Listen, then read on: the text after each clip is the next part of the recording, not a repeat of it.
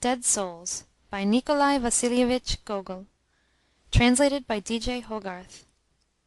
Part 2, Chapter 4, Section 4.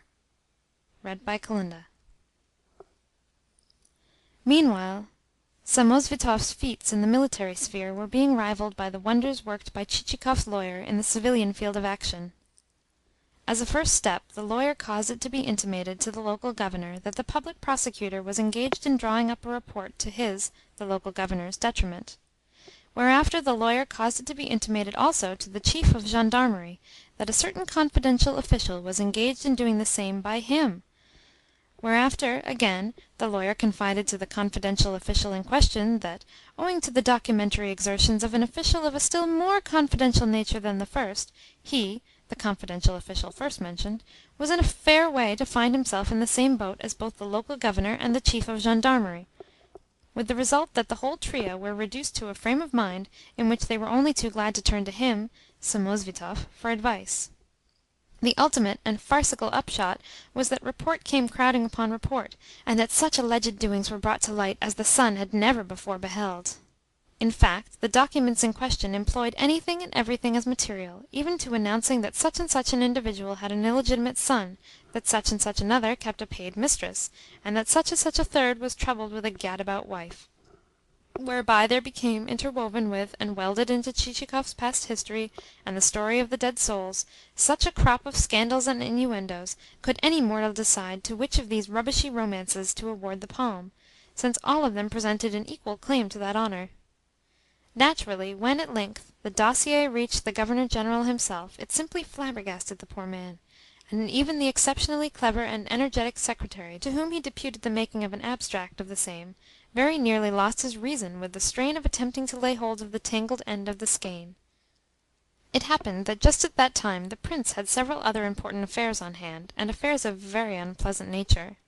That is to say, famine had made its appearance in one portion of the province, and the tchinovniks sent to distribute food to the people had done their work badly.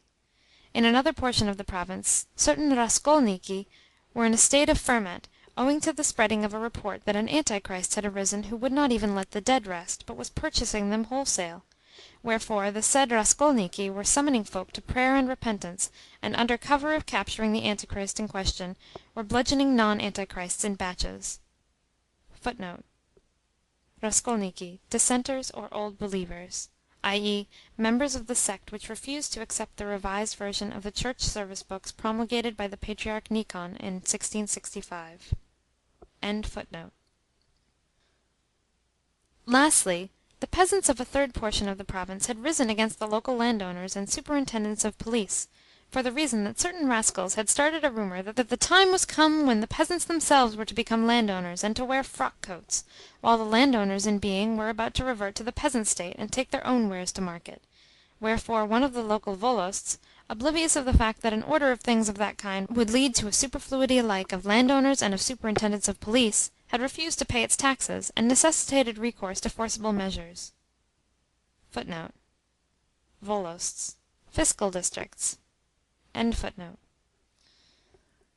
Hence it was in a mood of the greatest possible despondency that the poor prince was sitting plunged, when word was brought to him that the old man who had gone bail for Chichikov was waiting to see him. "Show him in," said the prince, and the old man entered. "A fine fellow, your Chichikov!" began the prince angrily. "You defended him, and went bail for him, even though he has been up to business which even the lowest thief would not have touched." "Pardon me, your highness, I do not understand to what you are referring." "I am referring to the matter of the fraudulent will. The fellow ought to have been given a public flogging for it." "Although to exculpate Chichikov is not my intention, might I ask you whether you do not think the case is non-proven? At all events, sufficient evidence against him is still lacking." "What? We have as chief witness the woman who personated the deceased, and I will have her interrogated in your presence." Touching a bell, the prince ordered her to be sent for. "It is a most disgraceful affair," he went on, "and ashamed though I am to have to say it, some of our leading tchinovniks, including the local governor himself, have become implicated in the matter. Yet you tell me that this Chichikov ought not to be confined among thieves and rascals." Clearly the Governor-General's wrath was very great indeed. "Your highness," said Murazov, "the governor of the town is one of the heirs under the will. Wherefore he has a certain right to intervene. Also, the fact that extraneous persons have meddled in the matter is only what is to be expected from human nature. A rich woman dies, and no exact regular disposition of her property is made. Hence there comes flocking from every side a cloud of fortune hunters. What else could one expect? Such is human nature." "Yes, but why should such persons go and commit fraud?" answered the Prince irritably. "I feel as though not a single honest tchinovnik were available, as though every one of them were a rogue." "Your Highness, which of us is altogether beyond reproach? The tchinovniks of our town are human beings, and no more. Some of them are men of worth, and nearly all of them skilled in business, though also, unfortunately, largely interrelated." "Now tell me this, Athanasi Vassilievitch," said the Prince, "for you are about the only honest man of my acquaintance. What has inspired in you such a penchant for defending rascals?" "This," replied Murazov. "Take any man you like of the persons whom you thus term rascals. That man none the less remains a human being. That being so, how can one refuse to defend him when all the time one knows that half his errors have been committed through ignorance and stupidity? Each of us commits faults with every step that we take. Each of us entails unhappiness upon others with every breath that we draw. And that, although we may have no evil intention whatever in our minds. Your Highness himself has, before now, committed an injustice of the gravest nature." "I have?" cried the Prince, taken aback by this unexpected turn given to the conversation. Murazov remained silent for a moment, as though he were debating something in his thoughts. Then he said, "Nevertheless, it is as I say. You committed the injustice in the case of the lad Dierpianikov." "What? Athanasi Vassilievitch? The fellow had infringed on one of the fundamental laws. He had been found guilty of treason." "I am not seeking to justify him. I am only asking you whether you think it right that an inexperienced youth who had been tempted and led away by others should have received the same sentence as the man who had taken the chief part in the affair. That is to say, although Dierpianikov and the man Vorondriani received an equal measure of punishment, their criminality was not equal." "If," exclaimed the Prince excitedly, "you know anything further concerning the case, for God's sake tell it me at once. Only the other day did I forward a recommendation that St. Petersburg should remit a portion of the sentence." "Your Highness," replied Murazov, "I do not mean that I know of anything which does not lie also within your own cognizance, though one circumstance there was which might have told in the lad's favour had he not refused to admit it, lest another should suffer injury. All that I have in my mind is this. On that occasion were you not a little over hasty in coming to a conclusion? You will understand, of course, that I am judging only according to my own poor lights, and for the reason that on more than one occasion you have urged me to be frank. In the days when I myself acted as a chief of gendarmerie, I came in contact with a great number of accused, some of them bad, some of them good, and in each case I found it well also to consider a man's past career, for the reason that unless one views things calmly, instead of at once decrying a man, he is apt to take alarm, and to make it impossible thereafter to get any real confession from him. If, on the other hand, you question a man as friend might question friend, the result will be that straightway he will tell you everything, nor ask for mitigation of his penalty, nor bear you the least malice, in that he will understand that it is not you who have punished him, but the law." The Prince relapsed into thought, until presently there entered a young tchinovnik. Portfolio in hand, this official stood waiting respectfully. Care and hard work had already imprinted their insignia upon this fresh young face, for evidently he had not been in the service for nothing. As a matter of fact, his greatest joy was to labour at a tangled case, and successfully to unravel it. At this point a long hiatus occurs in the original. "I will send corn to the localities where famine is worst," said Murazov, "for I understand that sort of work better than do the tchinovniks, and will personally see to the needs of each person. Also, if you will allow me, your Highness, I will go and have a talk with the Raskolniki. They are more likely to listen to a plain man than to an official. God knows whether I shall succeed in calming them, but at least no tchinovnik could do so, for officials of the kind merely draw up reports, and lose their way among their own documents, with the result that nothing comes of it. Nor will I accept from you any money for these purposes, since I am ashamed to devote as much as a thought to my own pocket at a time when men are dying of hunger. I have a large stock of grain lying in my granaries, in addition to which I have sent orders to Siberia that a new consignment shall be forwarded me before the coming summer. Of a surety will God reward you for your services, Athanasi Vassilievitch. Not another word will I say to you on the subject, for you yourself feel that any words from me would be inadequate. Yet tell me one thing. I refer to the case of which you know. Have I the right to pass over the case? Also, would it be just and honourable on my part to let the offending tchinovniks go unpunished? Your Highness, it is impossible to return a definite answer to those two questions, and the more so because many rascals are at heart men of rectitude. Human problems are difficult things to solve. Sometimes a man may be drawn into a vicious circle, so that, having once entered it, he ceases to be himself. But what would the tchinovniks say if I allowed the case to be passed over? Would not some of them turn up their noses at me, and declare that they have effected my intimidation? Surely they would be the last persons in the world to respect me for my action. Your Highness, I think this, that your best course would be to call them together, and to inform them that you know everything, and to explain to them your personal attitude, exactly as you have explained it to me, and to end by at once requesting their advice, and asking them what each of them would have done had he been placed in similar circumstances. What? You think that those tchinovniks would be so accessible to lofty motives that they would cease thereafter to be venal and meticulous? I should be laughed at for my pains. I think not, your Highness. Even the baser section of humanity possesses a certain sense of equity. Your wisest plan, your Highness, would be to conceal nothing, and to speak to them as you have just spoken to me. If, at present, they imagine you to be ambitious and proud and unapproachable and self-assured, your action would afford them an opportunity of seeing how the case really stands. Why should you hesitate? You would but be exercising your undoubted right. Speak to them as though delivering not a message of your own, but a message from God. I will think it over, the Prince said musingly, and meanwhile I thank you from my heart for your good advice. Also, I should order Chichikov to leave the town, suggested Murazov. Yes, I will do so. Tell him from me that he is to depart hence as quickly as possible, and that the further he should remove himself the better it will be for him.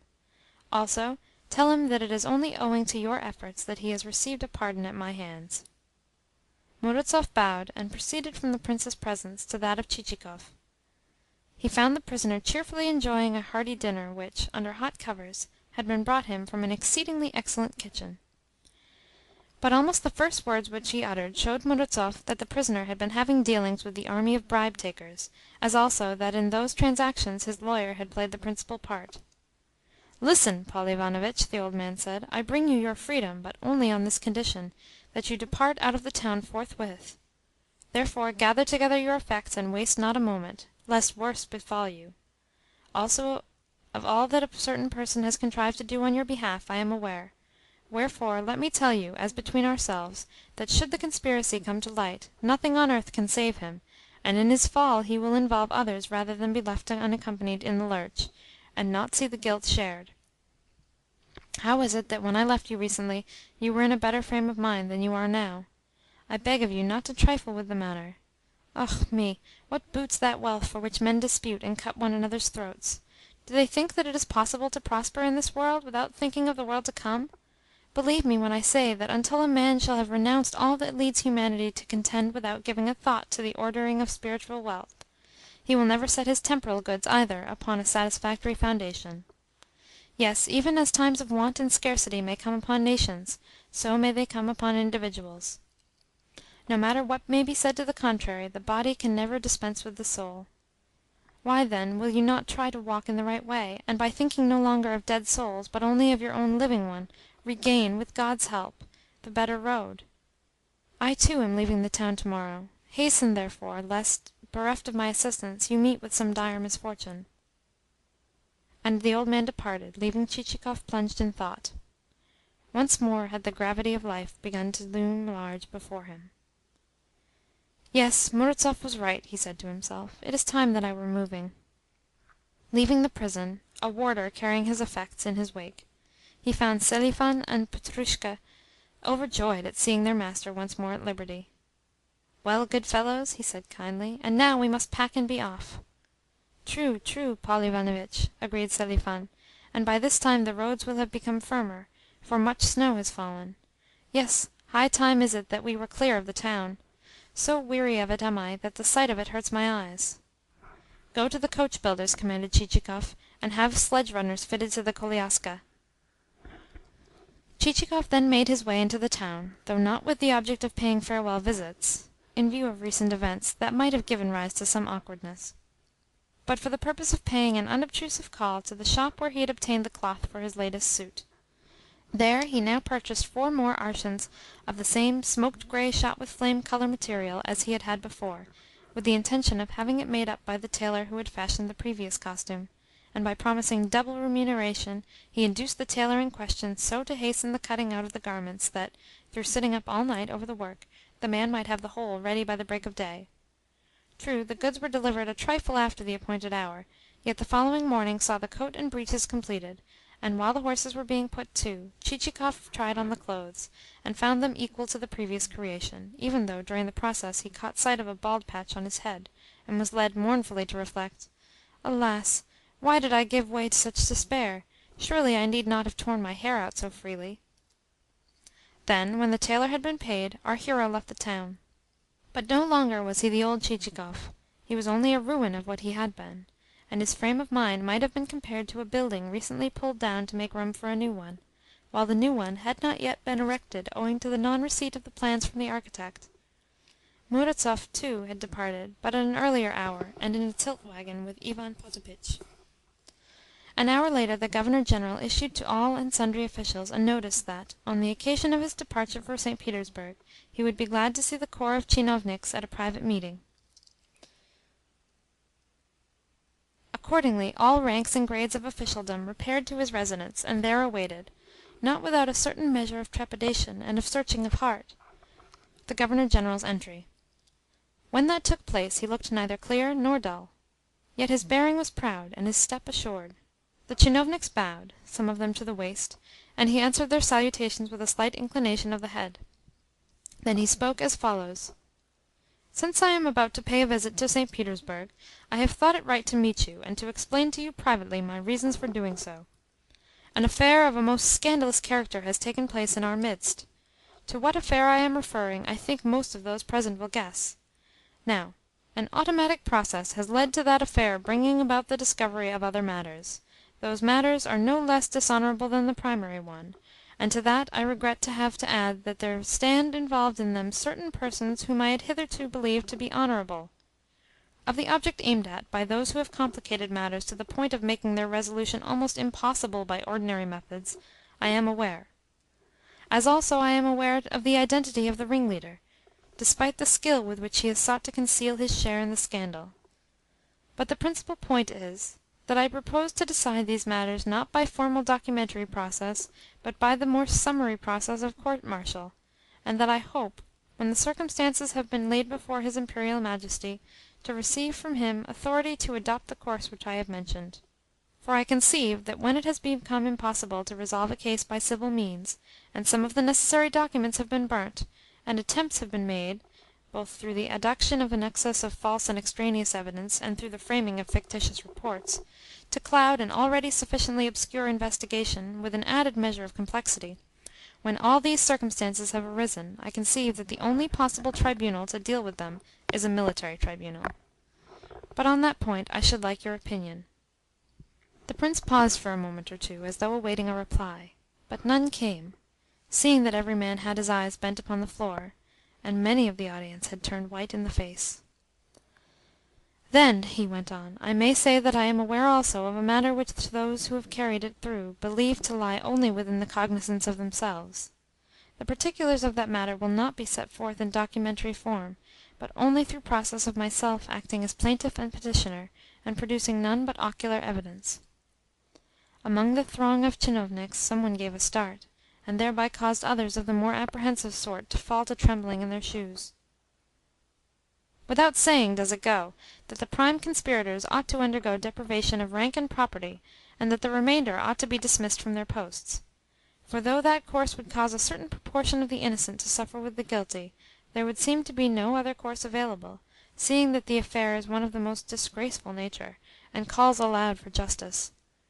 Therefore, although I know that to some my action will fail to serve as a lesson, since it will lead to their succeeding to the posts of dismissed officials, as well as that others hitherto considered honourable will lose their reputation, and others entrusted with new responsibilities will continue to cheat and betray their trust, although all this is known to me, I still have no choice but to satisfy the claims of justice by proceeding to take stern measures. I am also aware that I shall be accused of undue severity; but lastly I am aware that it is my duty to put aside all personal feeling, and to act as the unconscious instrument of that retribution which justice demands." Over every face there passed a shudder. Yet the Prince had spoken calmly, and not a trace of anger or any other kind of emotion had been visible on his features.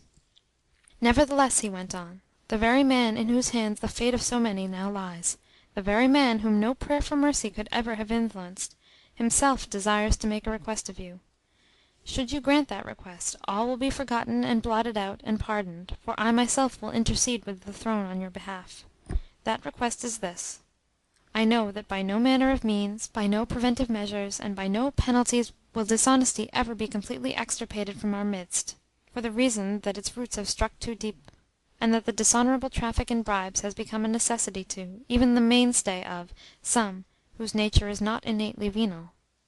Also I know that to many men it is an impossibility to swim against the stream. Yet now, at this solemn and critical juncture, when the country is calling aloud for saviours, and it is the duty of every citizen to contribute and to sacrifice his all, I feel that I cannot but issue an appeal to every man in whom a Russian heart and a spark of what we understand by the word nobility exist.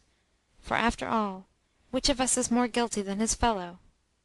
It may be to me the greatest culpability should be assigned, in that at first I may have adopted towards you too reserved an attitude, that I may have been over hasty in repelling those who desired but to serve me, even though of their services I did not actually stand in need.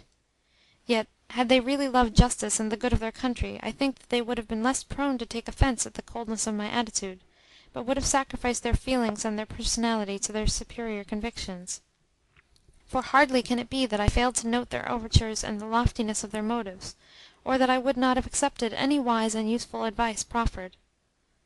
At the same time, it is for a subordinate to adapt himself to the tone of his superior, rather than for a superior to adapt himself to the tone of his subordinate. Such a course is at once more regular and more smooth of working, since a corps of subordinates has but one director, whereas a director may have 100 subordinates. But let us put aside the question of comparative culpability. The important point is, that before us all lies the duty of rescuing our fatherland. Our fatherland is suffering, not from the incursion of a score of alien tongues, but from our own acts, in that, in addition to the lawful administration, there has grown up a second administration, possessed of infinitely greater powers than the system established by law. And that second administration has established its conditions, fixed its tariff of prices, and published that tariff abroad. Nor could any ruler, even though the wisest of legislators and administrators, do more to correct the evil than limit it in the conduct of his more venal tchinovniks by setting over them, as their supervisors, men of superior rectitude. No, until each of us shall come to feel that, just as arms were taken up during the period of the upheaval of nations, so now each of us must make a stand against dishonesty, all remedies will end in failure. As a Russian, therefore, as one bound to you by consanguinity and identity of blood, I make to you my appeal. I make it to those of you who understand wherein lies nobility of thought. I invite those men to remember the duty which confronts us, whatsoever our respective stations. I invite them to observe more closely their duty, and to keep more constantly in mind their obligations of holding true to their country, in that before us the future looms dark, and that we can scarcely.